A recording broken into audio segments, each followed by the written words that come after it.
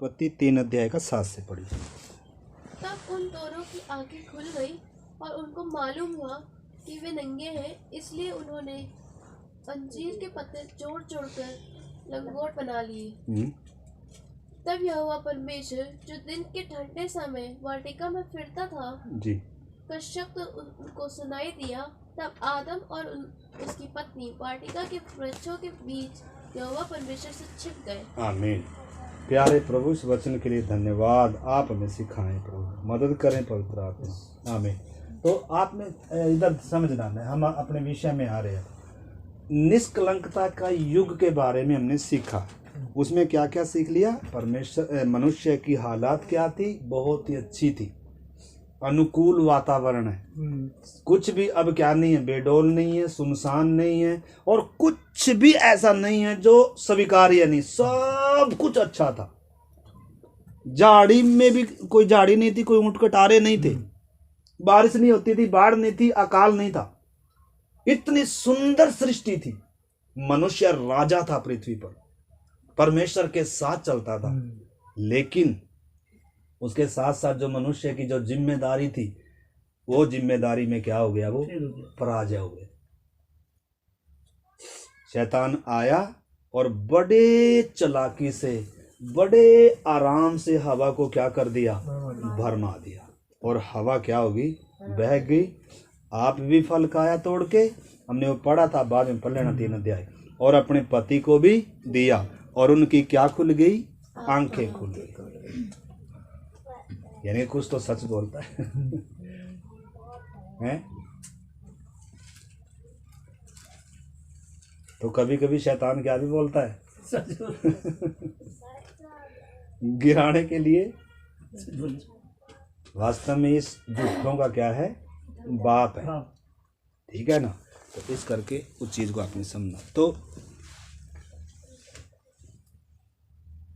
मनुष्य में जब पाप आया तो पाप के परिणाम क्या हुए, थोड़ा सा आज वो देखकर फिर हम प्रार्थना करते हैं। पाप आते ही वो इंसान जो परमेश्वर के साथ चलता था, जो अधिकारी था सब चीज़ों के ऊपर, आपको मालूम है पाप आते क्या घटना घटी? सबसे पहली जब हम देखते हैं, इंसान का स्वयं को देखने का क्या बदल गया? पूरा दृष्टिकोण बदल गया। किसको देखने का? स्वयं को। अब कैसे देख रहा है? मतलब पाप करते ही अब उसका विवेक उसे क्या ठहरा रहा है? दोषी ठहरा रहा है। अब परमेश्वर से तो भाग जाएगा, छुपा भी लेगा अपने आप को, लेकिन विवेक से कैसे भागेगा? विवेक अंदर क्या लगाता रहेगा? दोष लगाता है। तूने पाप किया है, तू पापी है।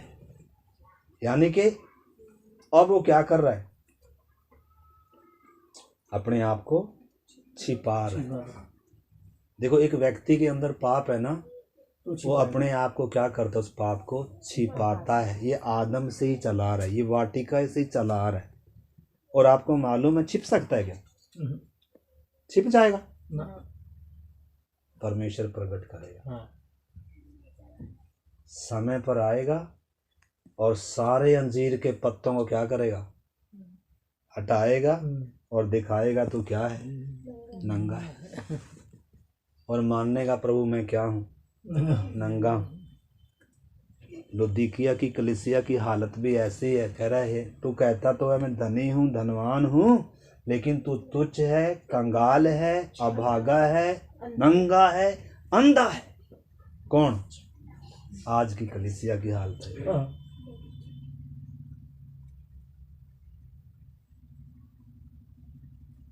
प्रार्थना तो है, वचन तो है, लेकिन परमेश्वर की दृष्टि में कैसी हालत है? लुदीकिया के दूत की जब उसको चिट्ठी लिखी जा रही है, नंगा है। इसलिए प्रभु कह रहा है मैं तुम्हें सम्मति देता हूँ, मुझसे श्वेत वस्त्र ले ले। आग में ताया हुआ क्या ले ले? सोना। आंखों में लगाने के लिए क्या ले ले? तो सुरमा कौन सा? काला सुरमा नहीं, वचन का सुरमा है। इसलिए बहुत सारे रिबेका को याद करते, रिबेका को कंगन पहनाए, रिबेका को ये पहनाया। भाई वो कलीसिया का आत्मिक अर्थ है। वो रिबेका मसीह की दुल्हन की क्या है? छाया है, आत्मिक अर्थ है उसके। वो इस श्रृंगार की बात नहीं है। तो आपने इस चीज़ को समझना। देखो क्या देख रहे थे हम? नंगा है। तो मतलब सबसे पहले स्वयं को देखने का क्या बदल गया? उस समय से इंसान अपने पाप को छिपाता आ रहा है, मानता नहीं है। मानता नहीं। क्यों? क्योंकि अकल आ गई, बुद्धि क्या होगी? तेज होगी। अब स्वयं को जो देखने का नजरिया था क्या हो गया? बदल गया। मतलब अब विवेक क्या ठहरा रहा है? दोषी ठहरा रहा है। तो भी क्या नहीं कर रहा है? मान नहीं रहा, परंतु छुपा रहा है। मतलब ऐसा दिखाने का प्रयास कर रहा है कि मैं सही हूं, मैं पापी नहीं। विवेक बता रहा है कि तू पापी है, लेकिन ये क्या कह रहा है? मैं पापी नहीं। आपको मालूम है शुरू से ये बातें हो रही है। कैन ने हाबिल को मार दिया, परमेश्वर आ रहा है, कह रहा तेरा भाई कहाँ है? कह रहा मैं अपने भाई का रखवाला, यानी कि मान नहीं रहा। बहुत सारे उदाहरण हैं। दाऊद ने, उसका क्या नाम था, उरिया की पत्नी से गलत काम किया, उरिया को मरवा दिया। और फिर भी ऐसा है जैसा बहुत क्या है, सारे इजरायली कहते हैं हमारा राजा तो बहुत क्या है, बढ़िया। धोखा देता रहा कितने दिन धोखा देता रहा। इजरायलियों को कितने दिन धोखा देता रहा। परमेश्वर के मन के अनुसार का व्यक्ति था, लेकिन वो कांड कर कर बैठा हुआ था। परमेश्वर ने अपने दास उसको भेजा, किसको? नातान को भेजा, अरे उससे बात कर जा। और उसने फिर आकर बात करी और बकरी का उदाहरण लेकर बताया, भाई ऐसे ऐसे कर कर। और तब गुस्से में हो गया, अच्छा ऐसे का तो क्या करेंगे, इसको तो मार देना चाहिए, उसको जिंदा रहने का हक निकाला तू है। फिर कह रहा है तू है। उसी समय उसका तो क्या हो गया, हाथ पांव और तब फिर वो क्या कर रहा है? अपने पापों को मान रहा है, रो रहा है, पश्चाताप कर रहा है। भजन संहिता 51 अध्याय में आप पढ़ना, हे परमेश्वर मेरे अपराधों को क्षमा कर, मैंने तेरे विरोध में क्या किया? पाप किया। और तब देखो उसको क्या किया गया, यानी कि आनंद, उद्धार का आनंद चला गया उसके जीवन से, वो खुशी चली गई उसके जीवन से। तो भी क्या कर रहा है? ऐसा बनकर जी रहा था जैसे ये बिल्कुल क्या है, पाक साफ है। हम भी आज ऐसी बहुत से लोग ऐसे ही करते हैं। दूसरे को दिखेगा, हाँ पास्टर जी बहुत अच्छा है, इसकी प्रार्थना, इसका वचन। भाई अंदर से काला अंदर से क्या पाखंडी। तो हम क्या करके रखते हैं? छुपाने की आदत है। ये पाप का स्वभाव। ये किसका स्वभाव है? पाप अगर अंदर है तो आप छिपाएंगे, दूसरों के सामने धर्मी दिखाएंगे, लेकिन अगर अंदर पवित्र आत्मा है तो कायल करेगा तू पापी है, तू पापी है, तूने गुनाह किया है। विवेक भी, पवित्र आत्मा भी और नया मनुष्य है। तो तब इंसान क्या करेगा? उद्धार पाए के अंदर ये लिखा है, जो परमेश्वर से जन्मे हैं, लिखा है वो कभी पाप नहीं। अगर गलती होगी तो वो फूट फूट कर क्या करेगा? मानेगा, प्रभु मैंने क्या किया है, उसका दिल दुखाया, प्रभु मैंने उसका दिल दुखाया, प्रभु मैंने पवित्र आत्मा को शोकित किया, प्रभु मैंने तेरे वचन को नहीं माना, मेरे मुंह से ये निकल गया, मेरे कामों से ये बात होगी, मेरे व्यवहारों से उसको चोट पहुंची। यानी कि वो व्यक्ति क्या करता है? अपने गुनाह को क्या करता है? मानता है। अगर पाप है, देखो अभी प्रार्थना करेंगे, अगर पाप है ना तो मतलब बेचैन रहेगा, प्रार्थना में भी क्या रहेगी? मन नहीं लगेगा, वचन पढ़ने में मन नहीं लगेगा, प्रार्थना करने में मन नहीं लगेगा, बस फॉर्मेलिटी जरूर पूरी करेगा, क्योंकि बताना है ना मेरा उद्धार हो रहा। छुपाना है अपने आप, मानेगा नहीं कि मेरा अभी उद्धार नहीं हुआ, या मैंने ये क्या किया गलती, लेकिन प्रार्थना में बैठेंगे, लेकिन क्या करेंगे? मानेंगे। तो पाप के कुछ लक्षण हैं। पाप कभी भी अपनी गलती मानने नहीं देगा। पाप हमेशा दूसरे की तरफ उंगली उठाएगा, किसने किया था, इसने किया था, मैं सही हूँ, ये गलत है। मतलब ऐसा ये किसका स्वभाव है? ये पाप का स्वभाव। यीशु का स्वभाव क्या है? उसके ऊपर झूठे दोष लगाए गए, झूठे इल्जाम लगाए गए, तो भी उसने क्या नहीं कहा? वो चुप है, कोई बात नहीं। हे बाप, इन्हें क्या कर, क्षमा कर। वो बदले में बता रहा है कुछ, दोष लगा रहा है पलट कर, गाली दे रहा है पलट कर, कुछ नहीं बोल रहा। तो ये है ईश्वरीय स्वभाव। और गिरा हुआ स्वभाव क्या है? थोड़ा सा कुछ बोल दो, मानेगा नहीं अपनी गलती को। हम क्या नहीं करेंगे, चाहे मैं भी हूँ चाहे आप भी हो। अगर ये स्वभाव हमारे अंदर है तो ये पाप का स्वभाव है, ये मसीह का स्वभाव नहीं। तो पहली बात हम देख रहे हैं कि क्या हो गया? मनुष्य को खुद को देखने का नजरिया बदल गया। अब तक तो छुपाता नहीं था, लेकिन अब छुपाने की। आपको मालूम है, 2 पति पत्नी है तो भी क्या है? कुछ बातों में छुपाए, इसको पता ना चल जाए। क्यों है ऐसी बात? दाल में काला है। मतलब छुपाएंगे, पास्टर से छुपाना, विश्वासी से छुपाना, माँ बाप से छुपाना। अगर कुछ छुपा रहे हैं तो खो रहे हैं। छुपा रहे हैं तो दाल काली है। मोबाइल छुपा रहे, कॉपी छुपा रहे। अगर कुछ छुपा रहे हैं तो दाल में काला है भाई। आप क्यों छुपा रहे हैं? गलत है उधर कुछ।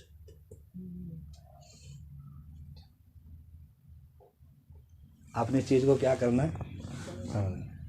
अगर निष्पाप है तो कुछ छुपाने के लिए जरूरत ही नहीं है।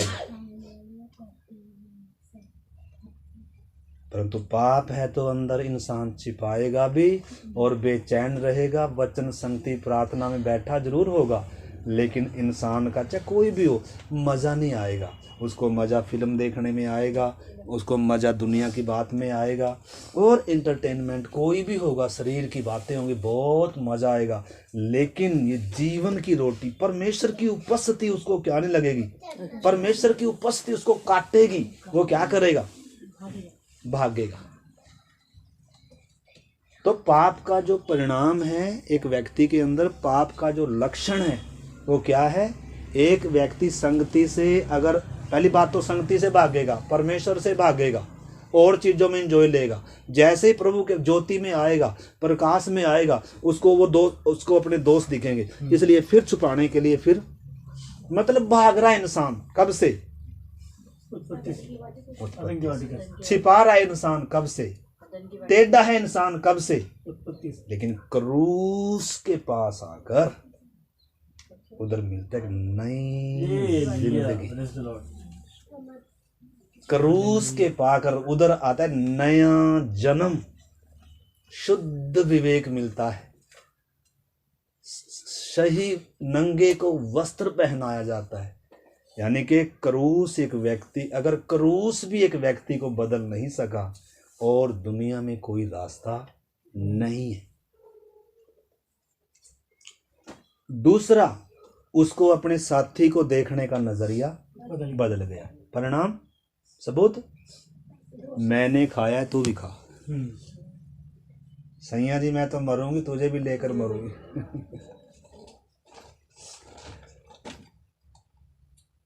मैंने तो खाया है, अब तू भी खा। और उसने भी क्या कर लिया? प्यारी है। इसलिए परमेश्वर, तूने अपनी पत्नी की बात मानी, इस कारण निकल गया। पत्नी की बात मानना कोई गुनाह नहीं है, लेकिन अगर गलत बोले तो क्या नहीं करना? मानना नहीं। पति की बात मानना गुनाह नहीं है, लेकिन गलत बोले तो क्या नहीं करना? मानने के बहन जी? बोला हम तो मान देंगे, पति देव। परमेश्वर का डर, भय होना चाहिए। परमेश्वर का आदर होना चाहिए, इंसान का नहीं। उसने तो दिया पति। पति किसने दिया बहन जी? परमेश्वर ने दिया। ठीक है, परमेश्वर की दी हुई चीज से प्रेम करेंगे या परमेश्वर से प्यार करेंगे? परमेश्वर की दी हुई चीजों से ही करेंगे। परमेश्वर से प्यार करेंगे। परमेश्वर से प्रेम करेंगे जो पति को दिया है। हाँ, तो मैं वही तो बोली जो परमेश्वर ने दिया। और परमेश्वर की आज्ञा भी माननी है। लिखा है सबसे पहला स्थान किसको? परमेश्वर को। हालेलुया। पति बाद में है, हाँ, पति तुझे आगे चल कैसे करना? पत्नी बाद में है। आगे चलकर अभी हम सीख रहे फिर हम करने वाले हैं कुछ ना कुछ तो। हालेलुया। देखो आप अभी हम प्रार्थना करेंगे। तो दूसरी बात क्या है, पाप का जो परिणाम है, आदम जो निष्कलंकता की स्थिति में इंसान की आज्ञाकारिता की परख थी, लेकिन बुरी तरह क्या हो गया, वो हार गया और परमेश्वर का फिर न्याय भी आ रहा। अब न्याय का सामना कर, अब तो किधर नहीं रह सकता, वाटिका में अब ज्वाला में तलवार घूमेगी, तो क्या नहीं किधर नहीं आ सकता। तेरे दिन बुरे शुरू, पाप तेरे ऊपर प्रभुता करेगा, शैतान तेरे ऊपर अब प्रभुता करेगा और मौत का भय तुझे सताएगा, कहां दौड़ेगा, विवेक तुझे खाएगा, कहां दौड़ेगा।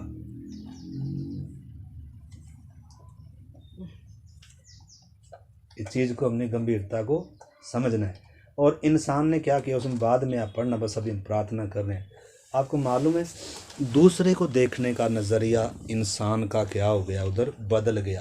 पहले एक दूसरे को क्या नहीं था, एक दूसरे को देखकर भी ना तो शर्म आती थी, ना कुछ छुपाने के लिए था, प्यार से रहते थे।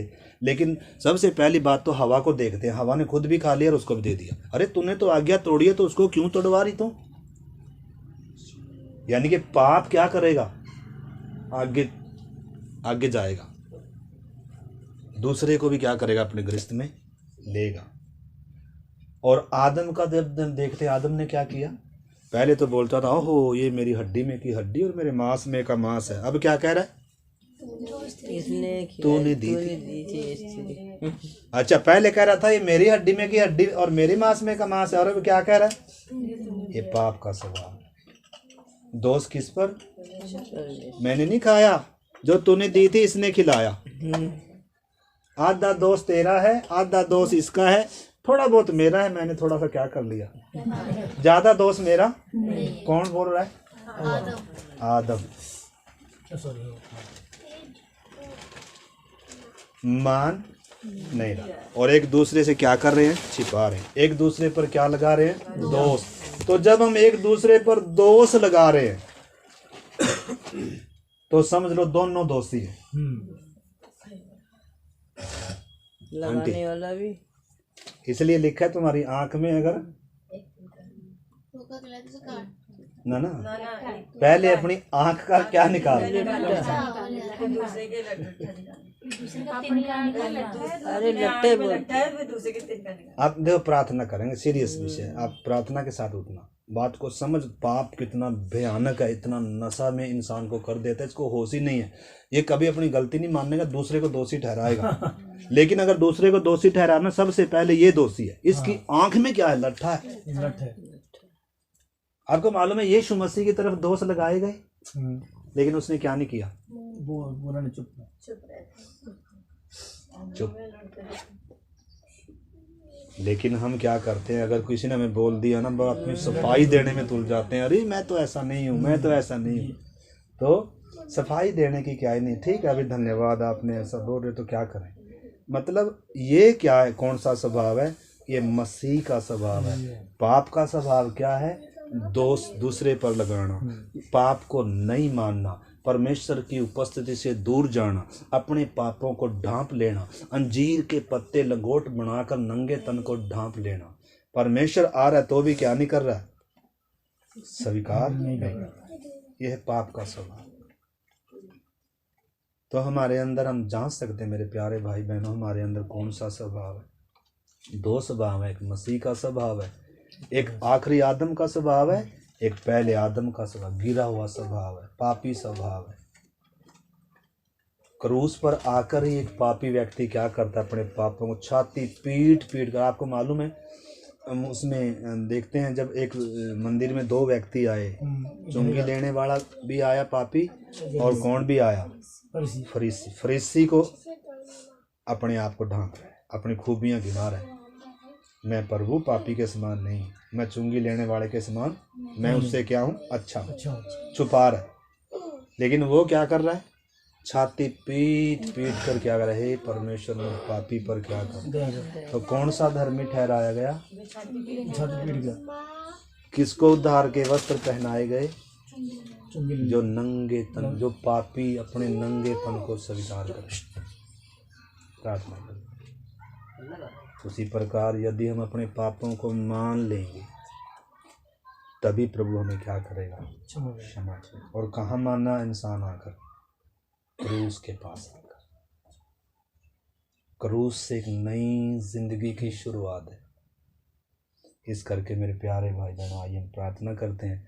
और तीसरी बात क्या भी है, देखना आपने समझना, तीसरी बात क्या है, परमेश्वर को देखने का क्या बदल गया, नजरिया। अब परमेश्वर को भी पहले के समान नहीं देख रहा है, ना खुद को पहले के समान देख रहा है, ना दूसरे को पहले के समान देख रहा है, और परमेश्वर को भी पहले के समान, बल्कि उंगली परमेश्वर पर उठा रखे, तुमने मुझे दी थी, यानी कि तेरा कसूर है, पत्नी का भी कसूर है और तेरा भी कसूर है। यानी किस पर दोष लगा रहा है, यानी कि परमेश्वर का क्या बन गया, बैरी। किसका, अपने सृजनहार का, जिसने प्यार से इंसान को बनाया, सब कुछ पर अधिकार दिया। अब उसी इंसान और परमेश्वर का इंसान क्या है, शत्रु है। आइए हम प्रार्थना करते हैं। तो आइए मेरे प्यारे भाई बहन, हमने देखा निष्कलंकता की स्थिति में, निष्कलंकता के युग के विषय में हमने देखा पाप कितना खतरनाक है। इंसान की पूरी दृष्टिकोण को बदल दिया। अब वो स्वयं को भी वैसे नहीं देख रहा पहले के समान, दूसरे को भी पहले के समान नहीं देख रहा, और परमेश्वर को भी अब दूसरी नजरों से देख रहा है। परमेश्वर ढूंढ कर आया तो भी स्वीकार नहीं कर रहा कि प्रभु मैंने पाप किया है, बल्कि परमेश्वर से दूर भाग रहा है। अब वाटिका से ही इंसान परमेश्वर से दूर भाग रहा है। आप परमेश्वर से भाग रहे हैं या परमेश्वर के प्यासे हैं? आइए हम प्रार्थना करें, थोड़ी सी मत जांचे मेरे भाइयों बहनों बच्चों, आप परमेश्वर के प्यासे हैं हिरणी के समान, या परमेश्वर से भाग रहे हैं? एक दूसरे को ना देखें। आप परमेश्वर के प्यासे हैं, हिरनी जैसे जल के लिए हाँफती है, या परमेश्वर से दूर जा रहे हैं, या आप रच चुके हैं, या बोर हो गए परमेश्वर से आप? क्या क्रूस आपको आकर्षित करता है? क्या उसका प्रेम आपको आकर्षित करता है? पौलुस कहता है उसका प्रेम मुझे विवश करता है। दाऊद कहता है हे परमेश्वर मैं तेरा उतना प्यासा हूं जैसे प्यासी जल हिरनी जल के लिए हाँफती है। आइए मेरे प्यारे भाई बहनों, आप जांचे, मैं और आप जांचे इस समय आप परमेश्वर से भाग रहे हैं या परमेश्वर के भूखे और प्यासे हैं? आपकी प्यास किसके लिए है? आप किधर जा रहे हैं? परमेश्वर से दूर जा रहे हैं या परमेश्वर के निकट आ रहे हैं? दोनों में से एक काम कर रहे हैं इस समय आप, या तो परमेश्वर से दूर जा रहे हैं या परमेश्वर के प्यासे हैं, परमेश्वर के प्रिय हैं, परमेश्वर के आप भूखे और प्यासे हैं। आइए हम प्रार्थना करें। प्यारे प्रभु इस वचन के लिए धन्यवाद। हर एक को इस वचन की कीमत को पहचानने के लिए, इस उद्धार की कीमत को, इस वस्त्र की कीमत को पहचानने के लिए, उस मेमने के लहू की कीमत को पहचानने के लिए प्रभु हमारी सहायता करें। प्रभु सहायता करें। ऐसे बड़े उद्धार से प्रभु हम कैसे निश्चिंत रह सकते हैं? प्रभु जो बातें हमने सुनी हैं उनको अनसुना ना करें, बल्कि उन पर मन लगाएं। प्रभु हमारा जीवन आपको प्रसन्नदायक बन जाए, ग्रहण योग्य बन जाए, और प्रभु आपकी महिमा का कारण बन जाए। हम सब पर आप अनुग्रह और दया करें। धन्यवाद प्रभु आज के वचन के लिए, संगति के लिए। सारा आदर पिता परमेश्वर हम आपके नाम को देते हुए हमारे उद्धार करता प्रभु यीशु मसीह के नाम से प्रार्थना को मांगते हैं। आमीन। सबको जय मसीह की। मारा